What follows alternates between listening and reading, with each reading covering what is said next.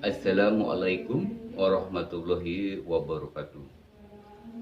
Perkenalkan, nama saya Arifin, pendidikan terakhir S1 Manajemen Ekonomi, bekerja di Bapenda, Provinsi Jawa Barat, pada P3D Kabupaten Bandung Barat sebagai petugas pengolah data pemeriksa pajak di Seksi Pendataan dan Penetapan. Dalam melaksanakan tugas yang diberikan pimpinan melalui surat perintah sesuai dengan tupoksi. Selama perjalanan di tahun 2020, saya diberi tugas di outlet, Samades, dan Samling. Dalam setiap tugas pelayanan, saya senantiasa berupaya untuk meningkatkan pelayanan yang terbaik dan akuntabel.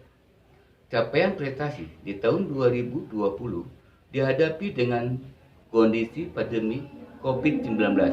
Berbarengan dengan itu, Bapenda Jabar meluncurkan program triple untung, yaitu bebas denda, bebas balik nama, bebas progresif, dan alhamdulillah sangat membantu masyarakat dalam membayar pajak.